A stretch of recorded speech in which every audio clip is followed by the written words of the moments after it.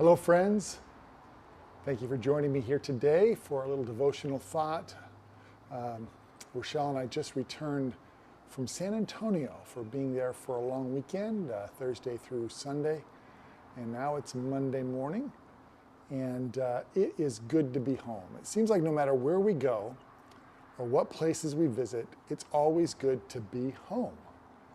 And I relate to the words that resonate in my mind, at least from time to time, where Jesus said, "You can't come with me now on the trip that I'm taking, but I will come again." And in that whole context, in that conversation that he was having with the disciples, he was talking about his Father's house and how in his Father's house, it says in John chapter 14, in his Father's house there are many rooms. Some translations read, in my Father's house there are many mansions, because the idea there is we'll have our own place to live, our own home. And I can't wait for that.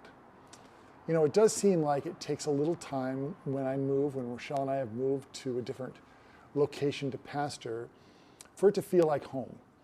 And in Phoenix, it really didn't take very long. We felt like this was home earlier than in many places we've been. And so whenever we're away from here, we always think of home, getting back here to the Phoenix and Scottsdale area. And we long for that.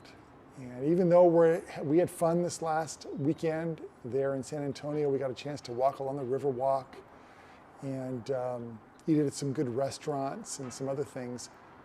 It seemed like after 4 days, it was time to go home. And it is good to be home. But it's even going to be better when all of us get to go home together with Jesus, to live where he is, because that's our greatest hope. That's what we hold on to, because this world that we have, even our homes that we have, they're not going to last. They're not going to be around forever. And in fact, I'm reminded continually when I think about fixing up this or that or whatever, I don't want to do too much just because I know this isn't my final home. Now, we're going to get to live in the new earth. So for those of you who are thinking, yeah, your final home is going to be earth, I agree with that. But this place in which we live right now, this isn't my final home. And so I don't want to get too comfortable or too used to it, because I'm looking for an eternal home in heaven and in the new earth with Jesus, with our Father in heaven, and with the Holy Spirit there being present all the time. That is what I look forward to. So join me in thinking about home this week.